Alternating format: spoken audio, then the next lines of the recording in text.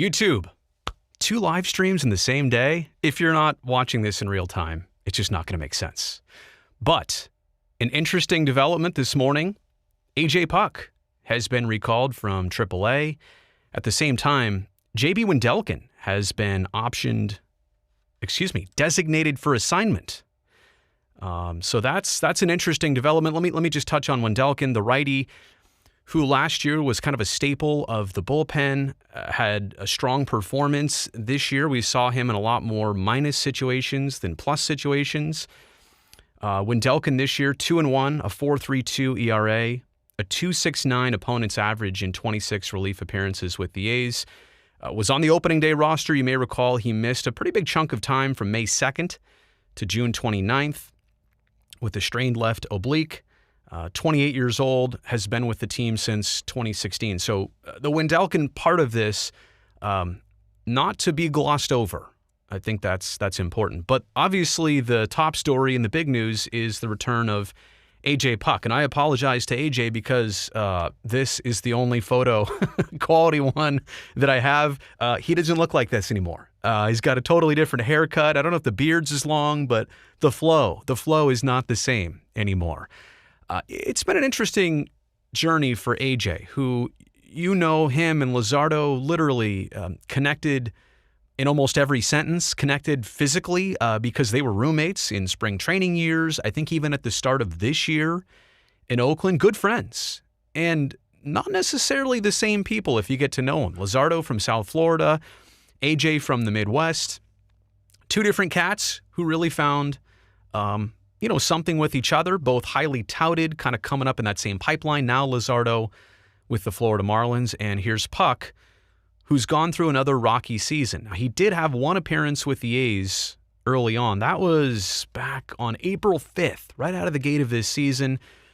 Relief appearance, went 3 1/3 scoreless, and that was a good outing against the Dodgers. You may recall the A's were getting handled in that series. And then right after that, he went on the 10-day IL with a strained left bicep, and was not even reinstated until May 28th. He went down to the Aviators in AAA, and let's be honest, at first, there was a lot of struggling, and I think there was a lot of pessimism. I don't know what was going on. Again, velocity maybe wasn't there. Results certainly weren't there. I don't know if the injury was still not fully healed, but I do want to point this out.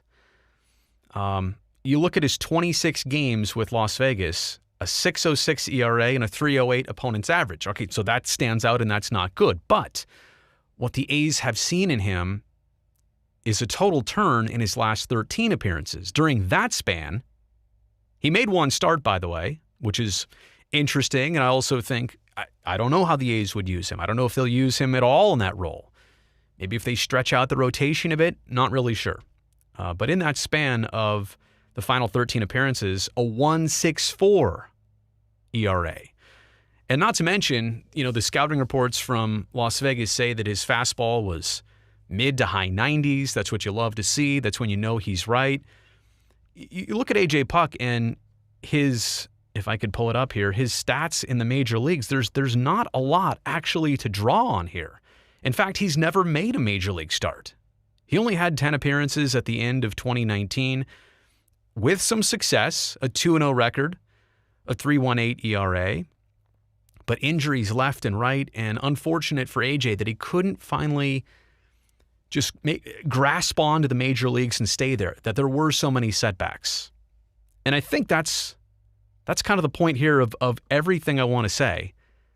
All you can hope for AJ Puk is that this is the opportunity to stick. This is the chance where you come up to the major leagues, you stay here the rest of this season, you never look back. You never have any more injury setbacks. Your performance dictates exactly what you want. And there is the conversation out there, I know, well, do you eventually want to get him in the rotation? Maybe, but you know what? I don't even care about that right now. I like the addition to the A's bullpen. As for today, here and now, I got no problems with the rotation at all. I really like the rotation. And that's, I didn't really know what to expect from them. Think about the starting rotation. Bassett has taken yet another step up. this season. Minaya has found ways to be a lot more consistent. Frankie Montas, you're still, you know it's there and you like it. You just want to see a little bit more of it, but Frankie Montas solid. And then I think two of the best stories this year have been Cole Irvin and have been James Caprillion. And stepping into roles with chips on their shoulders. Look at Caprillion, for example, a rookie who has overcome, just like Puk, so many injury adversities. And now here he is, clean bill of health, performing, doing exactly what people hoped. And that's awesome. I love the stories like that. I honestly think, and I've been saying this for a while, Caprillion's in a weird spot. He's not pitching at like a Cy Young level. And there's also plenty of position players in the American League who will be considered Rookie of the Year candidates because they play every day.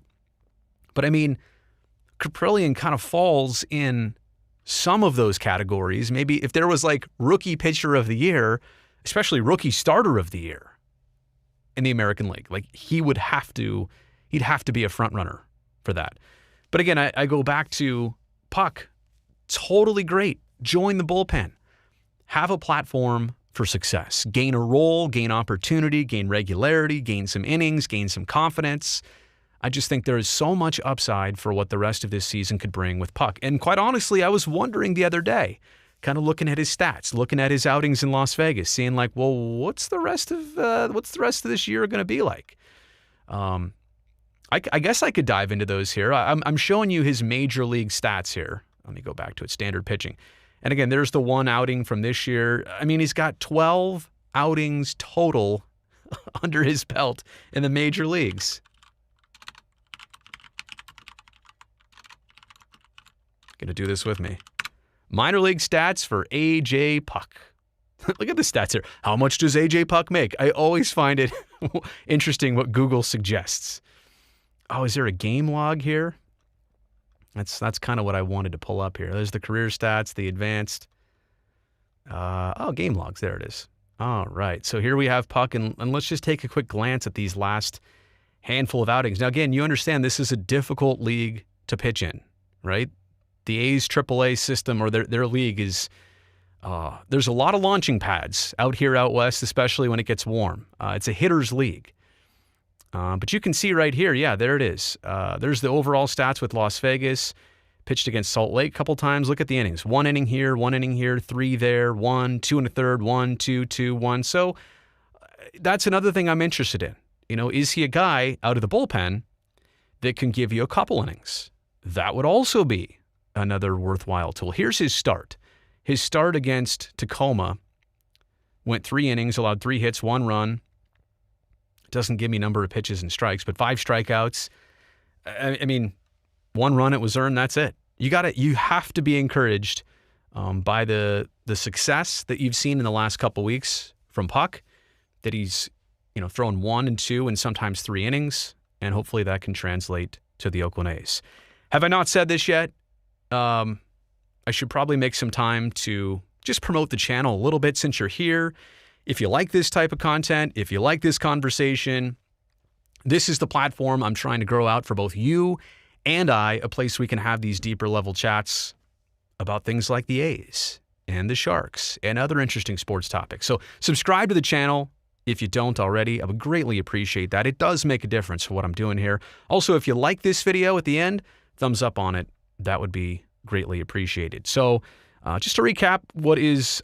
Again, I think it's pretty big news. You get A.J. Puk, who was the first round pick, 6th overall by the A's in 2016, I want to say.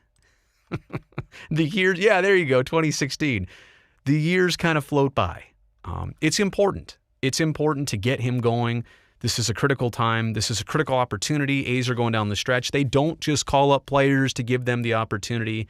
They think he can help the team. Another left-handed arm from the bullpen here and now. And I'm telling you, what matters most is just to have success, gain a role, gain some confidence, do all that with the A's this season. So that's going to do it for this video. Let me know what you think about Puk in the comments section below. Until next time, everybody, be safe, and I will talk to you later.